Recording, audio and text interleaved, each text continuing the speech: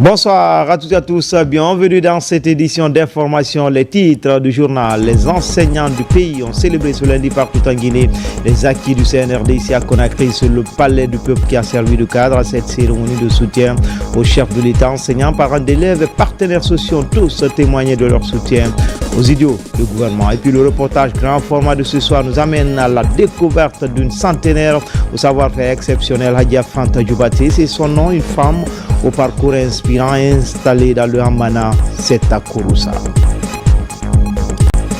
Enfin, la première édition de la CAN féminine senior de futsal démarre ce mardi à Rabat. C'est au Maroc. 9 pays sont qualifiés pour cette compétition de la Guinée lors de la journée inaugurale. Le Suli sera opposé à l'Angola, mais avant, l'entraîneur et la capitaine de l'équipe étaient face à la presse. Voilà pour le sommaire. Encore une fois, bonsoir à tous. Les enseignants du pays ont célébré ce lundi partout en Guinée les acquis du CNRD ici à Conakry sur le palais du peuple qui a servi de cadre à cette cérémonie de soutien aux actions du chef de l'État. Enseignants, parents d'élèves et partenaires sociaux ont tous témoigné de leur soutien aux idiots du gouvernement. C'est le premier ministre chef de gouvernement qui a présidé la cérémonie, Abdelaziz Baldé. Une démonstration de force des enseignants ce lundi matin à Conakry. La journée de mobilisation nationale des enseignants a tenu toutes ses promesses avec une marche à partir du 1er novembre jusqu'au palais du peuple. Devant le président du CNT, le premier ministre chef du gouvernement, le ministre directeur du cabinet à la présidence et plusieurs autres membres du gouvernement, le corps enseignant célèbre en apothéose le général Mamadi. Un moment de reconnaissance de tous les efforts réalisés depuis le 5 septembre 2021. Sous sa haute autorité et sa vision éclairée, des réformes profondes ont été engagées. Et nous, enseignants de Guinée, avons vu, avons vécu et vivons encore les fruits de cette transformation. Oui, nous disons merci au président de la République. Merci pour avoir écouté les préoccupations de l'école guinéenne. Merci pour placer l'éducation au cœur des priorités de la refondation. Merci pour avoir redonné dignité aux enseignants, espoir aux élèves et confiance aux parents d'élèves. Ensemble, nous soutenons pleinement la vision du président de la République, le général Mamadi Doumbouya. Monsieur le président de la République, général Mamadi Doumbouya, en répondant favorablement à cet appel solennel des enseignants, vous satisferez ainsi les désirs profonds de millions de Guinéens qui, dans leur écrasante majorité, ont la conviction que vous êtes l'homme providentiel pour conduire les destinées de notre pays dans les prochaines années. Deuxième pilier du projet Simandou, l'éducation figure parmi les priorités du CNRD. Cette mobilisation est une initiative du ministère de l'enseignement préuniversitaire. L'intersyndical de l'éducation, en tant que partenaire, acteur et observateur, exprime sa profonde gratitude à l'endroit de la transition pour les acquis qui sont, entre autres, le recrutement de 12 000 enseignants, 10 000 enseignants communaux et 2 autres 1000 à travers le concours de la fonction publique, diminuant de manière drastique le manque criard d'enseignants, rehaussant le taux de réussite dans les différents examens. La construction et la poursuite des chantiers des écoles modernes de type Bari Diawad. La promotion à grande échelle de l'enseignement avec numérique à tous les niveaux du secondaire. La construction des centaines de classes au niveau du préscolaire.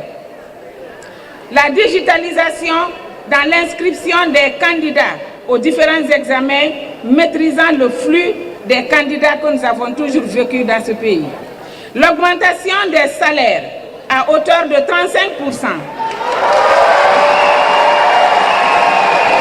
En janvier 2024, dont l'échelonnement finit en juin 2025. Le ministre Jean-Paul Sédi salue la mobilisation du corps enseignant à travers le pays et témoigne son soutien au président de la République. Devant ces enseignants en liesse, le patron du MEPUA les invite à se faire recenser pour les prochaines échéances électorales qui pointent à l'horizon.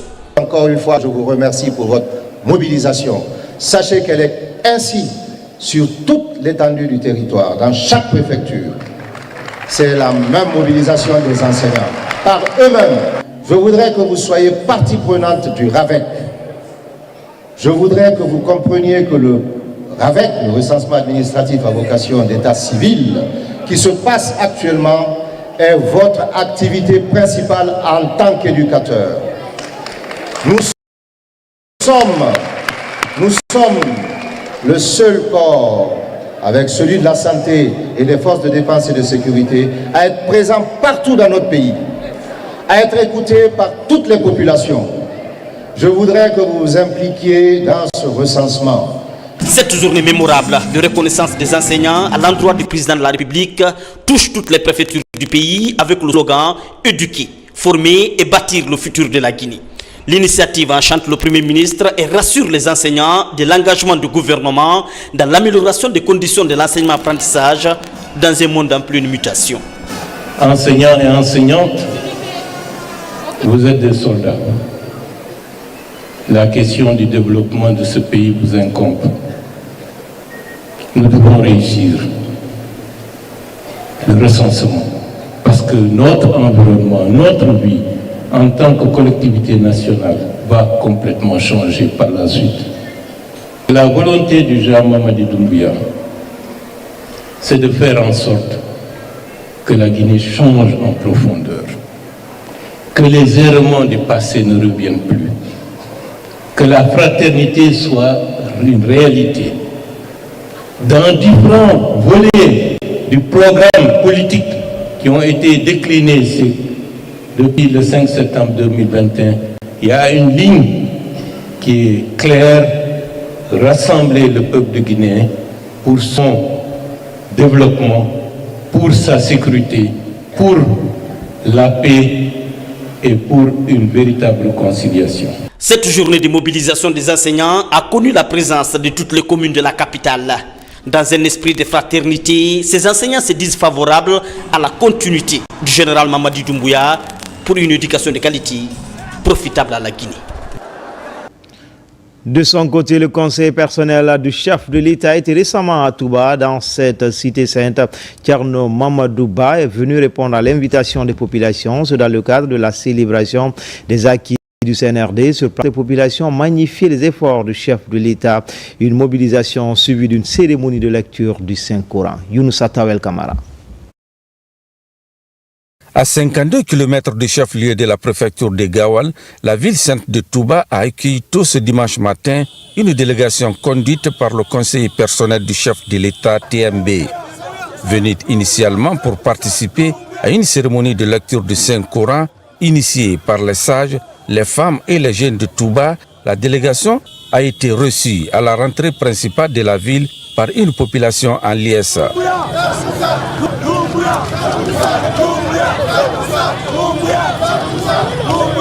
C'est une foule compacte a accompagné le conseiller et sa suite à la place centrale où des témoignages sur les acquis du général Mamadi Doumbouya ont été faits par les représentants de cette localité. Touba veut que le président continue parce que pourquoi élire quelqu'un, c'est de faire un choix. Et ce choix est déjà fait par la population de Touba.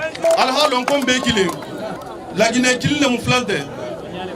donc Toubangolo, il est président de la République, il a choisi il a canoulé.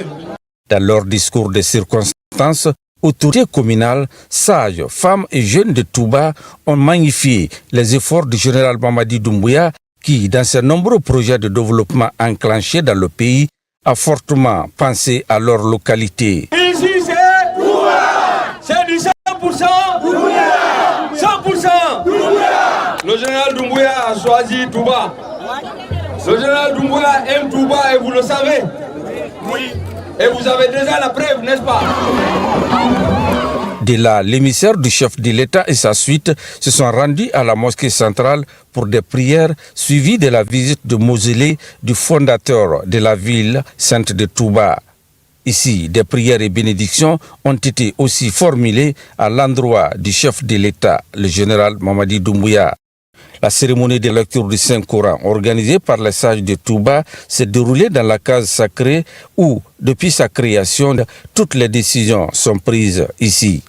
par le biais du livre saint, ces religieux, après des échanges teintés d'émotion avec le conseiller personnel du chef de l'État, ont formulé des prières et bénédictions pour le président de la République, le général Mamadi Doumbouya, et pour la paix et la quiétude sociale en Guinée. Il était question d'organiser une séance spéciale de prière pour le président de la République, ce qui fut fait. Et tout s'est bien passé, nous avons été bien accueillis ici. Et nous disons merci à Touba. Touba s'est montré très reconnaissant à l'égard du président de la République. Et ceci démontre à suffisance, si besoin en était, que le président est adopté par Touba. Le calife l'a dit plusieurs fois que le président Mamadi Doumbouya est son fils et qu'il continue à faire des prières pour lui tous les jours. Les prières souvent se font à la mosquée, mais aujourd'hui nous sommes retrouvés dans la case sacrée, ce qui quand même constitue tout un symbole. La visite chez le calife général de Touba a marqué l'ultime étape de cette mission de haute portée. Le calife général, âgé de 101 ans, a réaffirmé toute l'estime qu'il porte au général président Mamadi Doumbouya, qu'il appelle affectueusement son fils aîné. Depuis l'arrivée du CNRD, son président au pouvoir en Guinée, les acteurs de l'éducation se frottent les mains et le système connaît d'importantes réformes. Dans la région de l'Abbé, les enseignants se mobilisent pour célébrer les acquis et avancées enregistrées par le général président pour une éducation de qualité. Sarah Foudine Diallo, Maïmouna Bela Diallo. Depuis l'arrivée au pouvoir du CNRD, dirigé par le général d'armée Mamadi Doumbouya, le 5 septembre 2021, le système éducatif guinéen a subi de réelles transformations. Ces réformes ont eu un impact significatif sur la qualité de l'enseignement au niveau préuniversitaire.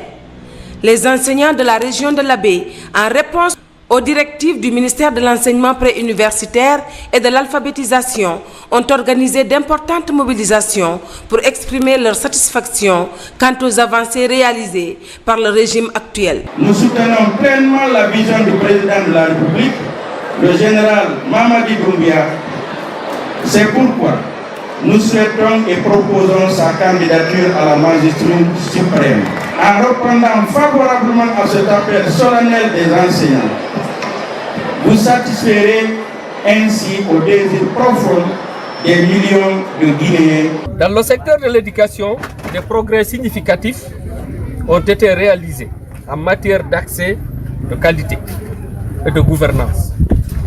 Le projet Simandou s'inscrit dans cette dynamique. Nous soutenons pleinement la vision du président de la République, le général Mamadi Doumbouya. Cette journée de manifestation a permis aux enseignants des localités de l'Abbé, Mali, Lelouma, Koubia et Tougué de montrer leur soutien indéfectible aux idéaux de refondation du CNRD et au président Mamadi Doumbouya. Soutenir le CNRD pour nous les enseignants, c'est accepter de se former pour donner un enseignement de qualité, pour que la future génération pérennise les acquis et les idéaux du CNRD et de son président afin de faire notre pays un pays émergent. Conscient des réformes ambitieuses entreprises depuis l'avènement du CNRD sous la direction du président de la République, nous saignons les efforts déployés pour impulser le développement socio-économique et culturel durable de notre pays.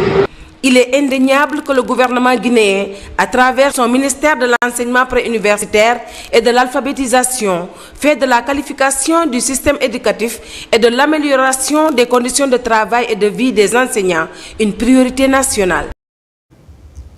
En région forestière également, les différentes directions de l'éducation célèbrent les mérites de la gouvernance CNRD. À travers des manifestations, les acteurs du système éducatif ont réaffirmé leur soutien aux idéaux de paix et de développement prônés par le général Mamadi Doumbouya. C'est un tour d'horizon signé de notre équipe basée à Nzérékouré, Lansé Kamisoko, Mohamed Salioupaï, Mohamed Lamine Diallo.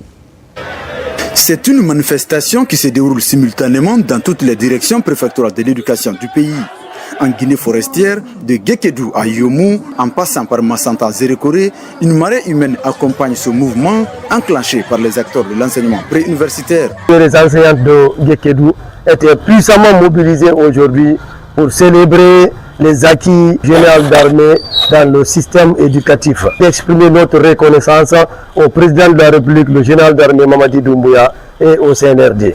Depuis le 5 septembre 2021, le CNRD a mis en avant la modernisation du système éducatif comme priorité, incluant l'amélioration des infrastructures scolaires, la révision des programmes pédagogiques à travers le cadre d'orientation curriculaire, la digitalisation, la connectivité des écoles pour faciliter les enseignements et apprentissages. Cet événement d'une grande portée historique, placé sous l'autorité de M. le préfet de Yomou, a pour but principal de promouvoir la paix, renforcer l'esprit de bonne collaboration et soutenir les actions du CNRD. Ce que nous avons vu, c'est hors de commentaire. Donc c'est pour autant dire que ce que Mamadi Doumbouya a fait pour l'éducation, ce qu'il a fait pour le système éducatif, nous ne cesserons de lui dire merci. Et le seul moyen de lui dire merci, c'est de l'accompagner dans cette continuité. Située à 135 km du chef-lieu de la région, la préfecture de Beila était également en mouvement ce 21 avril. Même réalité dans le pays Konon, où élèves, parents d'élèves, encadreurs et amis de l'école ont répondu présents à l'appel de soutien aux actions de développement du général Mamadi Doumbouya. Ces forces d'engagement répondent favorablement aux attentes des enseignants, souvent confrontés à des conditions de travail précaires et à un manque de moyens matériels. À ce jour solennel du lundi 21 avril 2025, toute la famille éducative de l'ERA se joignent à moi pour le soutien à juste titre les acquis et les actions du CNRD. Cet engagement réitéré des enseignants a accompagné les actions de développement du CNRD en chante autorité administrative et représentant du chef de l'État. Merci à tous les enseignants, à tout le personnel du département d'enseignement préuniversitaire et de l'alphabétisation, à toute l'école guinéenne. Merci pour votre soutien. Nous sommes vraiment très marqués. Les enseignants de Guékédou, les enseignantes de Guékédou, nous sommes fiers de vous. En célébrant les acquis, je voudrais me joindre à vous pour dire merci. Merci à Dieu, mais merci au président Mamadi Doumbouya. Hier, un enseignant, quand il tombe malade pour se soigner, c'était de la misère. Cette couverture médicale, c'est pour dire à l'enseignant, désormais vous êtes malade, n'hésitez plus. Allez à l'hôpital, faites le diagnostic, la prise en charge, la pharmacie. Le gouvernement, grâce au président Mamadi Doumbouya, prend en charge à 80%. Je veux très honnêtement saluer votre courage, votre admiration, votre détermination et votre abnégation. Travailler tous les jours pour enseigner des enfants. L'avenir d'un pays n'a pas de prix. Et vraiment merci pour tout le sacrifice que vous rendez à la nation. Et quand vous vous associez également dans tout le pays, le même jour, pour dire merci au président de la République pour la refondation du pays, je veux associer ma voix à celle de tous les collègues partout en Guinée pour dire encore aujourd'hui merci au monde enseignant. Dans une ambiance festive, le corps enseignant à l'unanimité se dit satisfait des progrès réalisés sous l'ère CNRD, ce qui a motivé cette forte mobilisation sur l'ensemble du territoire national. Dans le reste de l'actualité, une délégation des îles Comores vient de boucler son séjour de travail en Guinée. Il était question de s'inspirer de la façon dont notre pays gère ses ressortissants. Les ministères des Affaires étrangères des deux pays ont envoyé une équipe mixte sur les constructions de plaza ici même à Conakry pour voir quelques acquis en faveur de la diaspora guinéenne. Nabilaï Kamara. Autour de ce projet fusionnent les réflexions des 6 pays de la région. Le Cameroun, le Sénégal, la Côte d'Ivoire, Madagascar, les îles Comores et la République de Guinée. L'idée est de créer des modèles dans la gestion de la diaspora. Cette délégation du ministère des Affaires étrangères des îles Comores est en séjour de travail à Conakry pour s'inspirer du modèle guinéen. Nous avons effectué cette visite très satisfaisante parce que cette mission de jumelage nous permet d'observer ce que font les Guinéens, nous permet effectivement d'apprendre beaucoup auprès d'eux, les dispositifs qui sont mis en place, parmi lesquels le secteur immobilier qui est très important pour les diasporas. Et notre diaspora est effectivement motivée pour entrer dans le pays, mais il faut au moins les moyens d'attraction, parmi lesquels un logement décent, moderne, adapté à leur réalité et à leurs aspirations. Parmi nos clients, il compte aussi des Guinéens de la diaspora, donc pour lesquels il était important que nous ayons un partenariat avec tout ce qui est initiative du ministère des Affaires étrangères. Et c'est dans ce cadre-là, en tout cas, que nous avons accepté de recevoir cette délégation. Cette mission s'inscrit dans le cadre de la coopération régionale des politiques migratoires. Les émissaires du ministère des Affaires étrangères des Comores saluent les initiatives du gouvernement guinéen en matière de gestion de ces ressortissants désireux d'investir au pays. L'objectif de ce projet, c'est que nous avons eu, lors de la dernière réunion à Madagascar, nous avons eu à sceller des projets de partenariat entre des pays pilotes qui veulent vraiment venir dans un autre pays de leur choix, s'inspirer du modèle guinéen sur la gestion de la gouvernance migratoire et de la diaspora. Avec le CNRD, les réformes dans tous les secteurs d'activité sont visibles. La politique migratoire actuelle et la gestion de la diaspora sont au cœur de toutes les attentions du chef de l'État, le général Mamadi Doumbouya. En déplacement, le ministre-secrétaire général du gouvernement mission à Kissidougou, Benoît Kamano, est allé visiter le corridor Simandou, les travaux de construction du chemin de fer.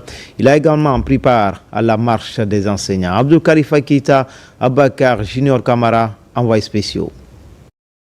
Le ministre secrétaire général du gouvernement en route pour le lancement officiel du PNRAVEC prend le corridor du méga-projet Simandou.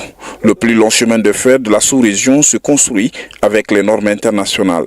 La délégation ministérielle est impressionnée par la qualité de l'ouvrage. Nous sommes très satisfaits. C'est une œuvre monumentale. Le jeune président Mamadi Doumbouya est une chance pour la Guinée, est un atout pour le pays. Arrivé à Kissidougou, le ministre Benoît Kamano prend part à la marche de soutien des enseignants au président de la République.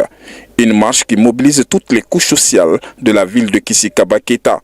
Les travaux de construction et de bitumage de la route Kankan-Kissidougou, les travaux de construction et de bitumage de 23 km de la commune urbaine de Kissidougou et l'engagement des enseignants contractuels à la fonction publique sont les principales motivations des populations de Kissidougou. De 2021 à nos jours, l'effectif scolaire de Kissidougou a doublé. Pourquoi? Parce qu'à un moment donné, il n'y avait pas d'enseignants. Aujourd'hui, on est là avec plein d'enseignants qui sont en train de prendre en charge les enfants au niveau de l'arrière-pays même. Donc nous disons merci à ce général, nous le soutenons. Le gouvernement de la République de Guinée vous remercie au nom du chef de l'État pour cette reconnaissance-là. Il est bien de poser des actes. Les bénéficiaires de vous le reconnaissent. C'est encore plus encourageant afin que vous continuiez à poser ces actes. Et c'est ce qui se fait aujourd'hui à Kissidougou. C'est ce que vous avez voulu reconnaître à travers le corps enseignant de Kissidougou. Et vous avez raison de le faire. Pourquoi? Première raison, la vision stratégique portée par le chef de l'État, Simandou 2040, est illustrative car le deuxième pilier de cette vision est l'éducation et la culture. Le ministre secrétaire général du gouvernement poursuit donc sa série de rencontres avec toutes les couches sociales de Kissidougou pour leur sensibiliser à se faire recenser. Une opportunité offerte par le président de la République à tous les citoyens guinéens. Après l'élection des membres du syndicat du bureau de la main-d'œuvre portuaire, le mérite des travailleurs du secteur maritime et portuaire est reconnu de façon officielle. Cette marque de reconnaissance vise à encourager la culture de l'atteinte des résultats. Nabila Kamara, Abdul Karim Kamara. Dans une ambiance festive, les travailleurs du secteur maritime et portuaire sont à l'honneur. À l'initiative du syndicat national des transporteurs maritimes de Guinée, des satisfecits sont remis aux employés reconnus pour leur contribution au développement du secteur. Une reconnaissance qui, selon les organisateurs, vise à encourager l'excellence et le dévouement au travail. Par ma voix et au nom de la délégation syndicale, nous vous disons merci pour votre contribution de près ou de loin pendant la mise en place de la délégation syndicale du BEMOP le 4 avril 2025, des élections qui se sont déroulées dans la convivialité, dans la paix, dans la joie, dans la quiétude sociale. Les bénéficiaires, visiblement émus, ont salué cette marque d'attention et se disent plus que jamais motivés à redoubler d'efforts. C'est un sentiment de joie et de satisfaction. Voir tout ce beau monde aujourd'hui autour d'un idéal qui n'est rien d'autre que de produire la paix au sein de nos entités. Je remercie aussi également les membres syndicats pour les efforts fournis durant ces années, mais plus particulièrement aussi à l'AGEMAP et son président qui ne cesse de mettre le moyen à disposition pour la satisfaction des clients et l'atteinte des objectifs que nous nous sommes fixés de façon réciproque. Notre satisfaction, c'est une joie pour nous. C'est la première dans l'histoire du BEMOP. Donc on est très content d'avoir respecté notre parole envers les travailleurs. On va honorer encore le reste qui va venir. Une initiative que le syndicat entend renouveler régulièrement afin d'instaurer la culture du mérite au sein du secteur maritime guinéen. À présent, je reçois sur ce plateau le directeur général du Conseil guinéen des chargeurs, M. Lansine Keita. Bonsoir. Bonsoir. Bienvenue sur ce plateau. Merci. C'est quoi d'abord le chargeur? Alors, le concept chargeur peut être défini comme étant une organisation professionnelle, donc regroupant des gens qui utilisent les voies de transport internationaux. Okay? C'est les importateurs et les exportateurs. C'est ce qu'on appelle le chargeur. Donc la Guinée s'apprête à organiser les journées des chargeurs guinéens, c'est les 23 et 24 avril prochains. Quels sont les enjeux liés à ce rendez-vous de Conakry? Alors, il faut retenir d'abord que, petit soit que dans les pays du tiers-monde, la création des conseils des chargeurs était une recommandation de la CNUSED lors de sa deuxième conférence à New Delhi en 1968, en Inde. Et c'est ainsi que nous sommes lancés, les pays sont lancés à la création des différents conseils des chargeurs. Nous sommes une jeune structure, aujourd'hui nous aspirons à nous étendre. Et l'organisation de cette journée des chargeurs, les enjeux sont très clairs. Aujourd'hui, elle vise pour nous, nous allons identifier ensemble et analyser les principales difficultés auxquelles sont confrontés aujourd'hui nos opérateurs économiques. À l'issue de 2 jours de débat, il y aura des échanges entre les opérateurs économiques et tous ceux qui sont sur la chaîne de logistique de transport. Des solutions adaptées seront proposées à leurs problèmes. Justement, monsieur le directeur, pour plus de compétitivité sur le plan international, quelles sont les réformes qui sont mises en œuvre pour les chargeurs guinéens? Alors, pour plus de compétitivité, on peut citer aujourd'hui au sein de la direction régionale du CGC l'élaboration, par exemple, d'un guide pédagogique sur les incoterms. Alors, par incoterm, c'est un terme normalisé qui sert aujourd'hui à définir, si vous voulez, les droits et les devoirs des vendeurs et des acheteurs participant aux échanges internationaux. Aussi, et l'accompagnement des chargeurs à travers des formations continues sur les normes internationales aujourd'hui, les règles de commerce et les outils numériques, ainsi que leur participation à différentes foires. Et enfin, on peut citer la mise en place d'outils facilitant les échanges commerciaux. Justement, pour terminer, nous sommes dans une concurrence qui ne dit pas son nom.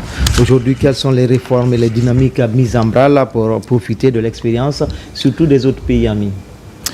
Alors, dans un contexte de mondialisation et de concurrence, le CGC, aujourd'hui, met sur la coopération, d'abord régionale et internationale. C'est dans ce sens que nous avons, l'année passée, par exemple, eu la signature d'un protocole d'accord avec le Burkina Faso, en vue qu'ils fassent passer leurs marchandises par le port autonome de Conakry.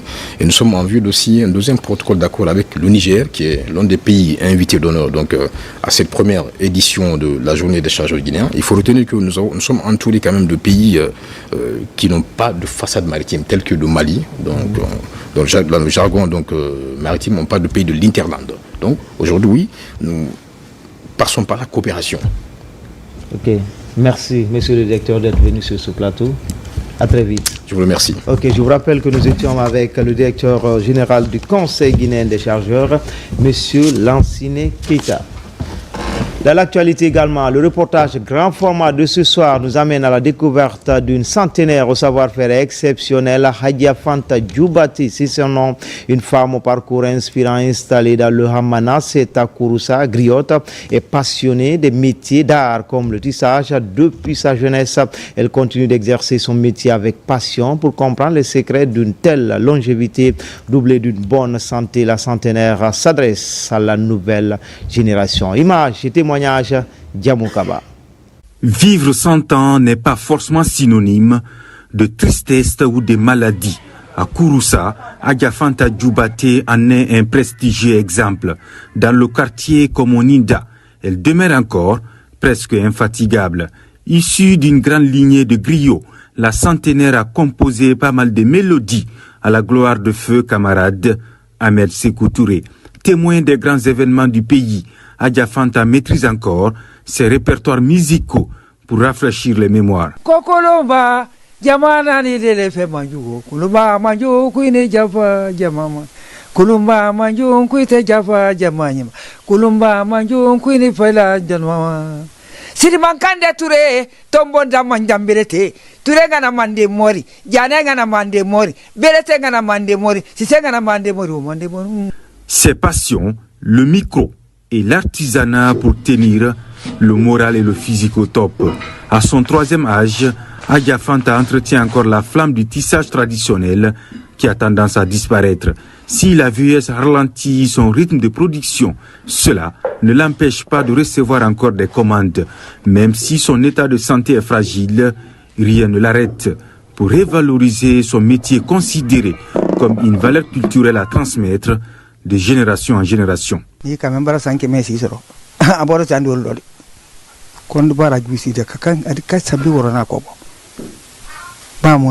J'ai commencé ce travail dès mon jeune âge auprès de ma grande sœur à Kindia. À l'époque, nous fabriquions plusieurs vêtements que nous allions revendre à Conakry et parfois dans les villes de l'intérieur du pays. C'est ainsi que j'ai développé l'amour du métier. Aujourd'hui, je n'ai plus assez de force, mais je n'arrive pas à me passer de ce travail.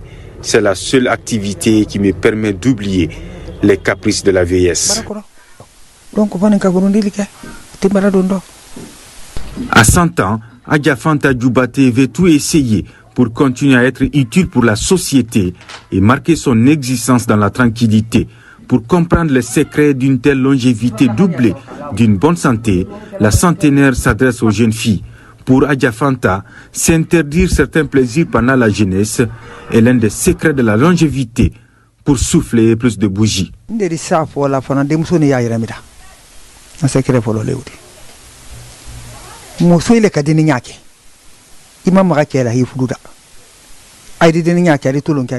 C'est vrai, les époques sont différentes, mais l'essentiel pour une fille, c'est de s'abstenir. À l'enfance, on faisait tout avec nos amis, sans risque. Mais aujourd'hui, c'est le contraire. L'alimentation fait partie également. Le thon et le fonio sont mes goûts préférés. Selon moi, ils sont essentiels à la bonne santé de notre organisme. Des aliments privilégiés pour vivre aussi longtemps. Mère de 7 enfants dont des jumelles, la centenaire a pu conserver une mémoire étonnante et une santé appréciable malgré son âge. Actuellement, à travers le pays, la griotte et artisane Hadja Fanta Djoubati demeure une personne rayonnante dont le moral et le physique tiennent encore. Une énergie physique et mentale à toute épreuve, une véritable leçon de vie. Kulumba manjo kuite java jamanyima. Kulumba manjo kuine fela janmama. Sidi mankande ture tombonda manjambirete. Ture gana mande mori. L'espace santé dans les hôpitaux, les services d'urgence constituent des piliers essentiels. C'est même la porte d'entrée pour certains types de malades, particulièrement au CHU Donka ou face aux urgences vitales. La priorité est accordée aux soins. Seul bémol, des cas d'agression du personnel par des accompagnants qui ignorent parfois tout du fonctionnement des urgences. Plus de détails avec Kernosman Diallo. En moyenne, une 50aine de patients sont admis ici quotidiennement aux urgences du CHU Donka. C'est l'un des services médicaux les plus importants qui reçoit généralement en premier lieu des blessés de tout genre et des cas de maladies critiques avant l'intervention de médecins spécialistes. S'il y a un individu, un patient qui arrive ici suite à un accident, ce qu'on appelle, nous, une urgence vitale, il y a une prise en charge immédiate par notre personnel soignant parce que notre priorité, c'est de sauver la vie du patient. Il est important de signaler que devant l'urgence vitale, c'est les soins d'abord. L'ordonnance, on remet à l'administrateur, on ne remet même pas aux parents, parfois, qui viennent au dépourvu. On remet à l'administration qui s'occupe avec le pharmacien à mettre tout à disposition des soignants. Ce n'est qu'après que l'administrateur et les parents vont s'entretenir. Souvent incompris dans la gestion des cas d'urgence selon les priorités d'urgence, les médecins font souvent l'objet d'attaques. Récemment, le personnel médical des urgences du CHU Donka dit avoir été violenté par des jeunes qui ont perdu 2 de leurs après un accident à Matam. Ces derniers accusaient le personnel de négligence en priorisant un 3e blessé. Ces victimes sont revenues vers 5h30. L'équipe de tri a procédé à l'examen. Dès l'arrivée des malades, ils ont constaté au moment de l'arrivée qu'il y a 3 victimes, dont une qui est vivante. On a pris celle qui était vivante pour soigner et les morts devaient faire l'objet d'une autre procédure. C'est ce qui a été très mal compris. Les gens sont mis dans des conditions inacceptables à travers la violence du personnel et des injures à l'hôpital. Nous déplorons l'acte qui s'est passé. C'est par mécontentement, par perte que les jeunes ont agi de la sorte. Et nous allons faire passer la sensibilisation afin de mieux comprendre que l'hôpital, les structures sanitaires sont là pour sauver des vies. En attendant des séances de sensibilisation à grande échelle sur le fonctionnement des services d'urgence, les médecins du CHU Donka se veulent rassurants et appellent patients et accompagnants à plus de compréhension. Le groupement des femmes d'affaires, entrepreneurs et cadres a organisé une rencontre d'appropriation des acquis du projet Simandou 2040.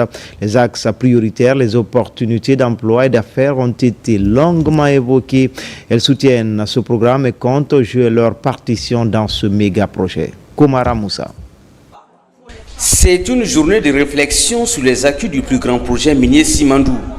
Autour de ces spécialistes, des femmes d'affaires, du foyer et d'anciennes ministres pour comprendre les enjeux du projet et les opportunités qu'il présente. Le projet qui a été conçu à l'origine comme un projet minier avait une forte contrainte. C'était la construction du chemin de fer du port. En fait, on dit que c'est un projet minier, mais Simandou est vraiment un projet d'infrastructure.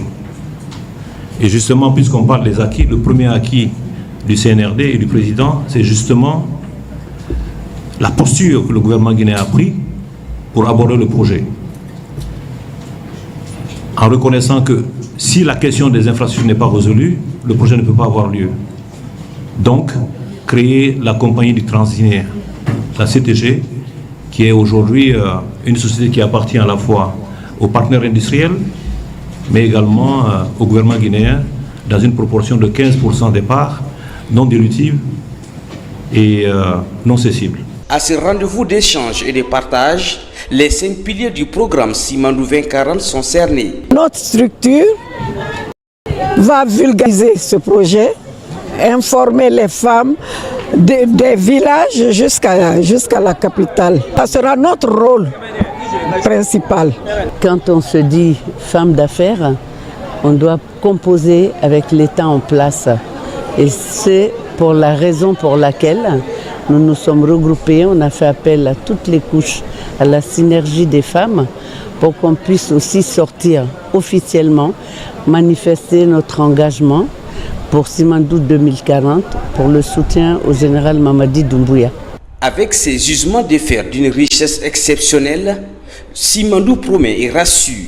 Les opportunités d'affaires et d'emploi sont présentées pendant cette assise voulue par la synergie des femmes d'affaires, entrepreneurs et cadres. Chacune veut sa part de Simandou et espère aussi être des actrices incontournables dans l'exécution du programme.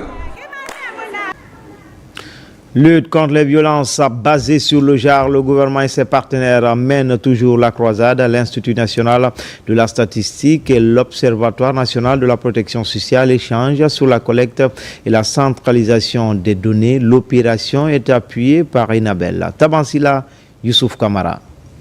La problématique liée aux violences basées sur le genre reste une lutte de tous les jours. Le ministère du Plan et de la Coopération internationale à travers l'Institut national de la statistique et l'Observatoire national de la protection sociale envisagent à travers cet atelier de dépister des données clés qui cadrent avec la lutte. La mise en place de cette institution statistique et de planification va permettre aux autorités d'avoir des informations fiables et actualisées sur les questions de protection sociale et de genre et prendre des décisions idoines en faveur des populations concernées. Dans sa mission, l'Observatoire national de la protection sociale et des VBG collecte et analyse des données.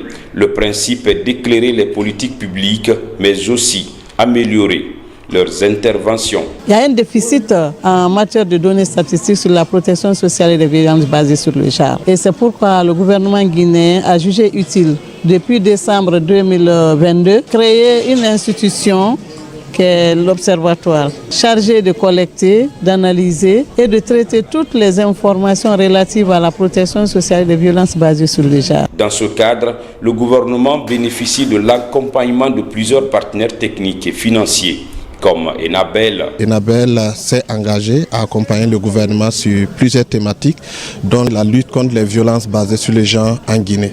Donc c'est à ce titre qu'Enabel accompagne l'Observatoire national pour mettre en place un dispositif qui permet d'avoir des données au niveau national pour pouvoir avoir des données de prévalence qui permettent en tout cas au gouvernement de pouvoir prendre des décisions éclairées et d'élaborer des politiques qui permettent de lutter contre ces violences basées sur les genres. L'absence d'un système statistique intégré et efficace constitue un frein majeur pour l'institution dans l'accomplissement de sa mission. À Ouassou, préfecture de Dubreka, la célébration en différé de la Journée internationale des droits des femmes a pris des allures de grands rassemblements citoyens entre visites de chantier, pose de première pierre et mobilisation communautaire. Les autorités locales ont profité de l'événement pour réaffirmer leur engagement en faveur du développement tout en mettant en lumière le rôle essentiel des femmes dans ce processus. Mohamed Chérif Kamara. Cette visite des infrastructures en cours de réalisation, notamment un dispensaire et une école de 12 salles de classe. Les autorités locales et préfectorales ont ensuite procédé à la pose de la première pierre de construction d'un autre établissement scolaire de 8 salles de classe. Nous remercions l'autorité de Ouassou, nous les encourageons afin que les travaux vraiment se terminent dans de très bonnes conditions. Le gouvernement est un cheval pour le développement de notre pays.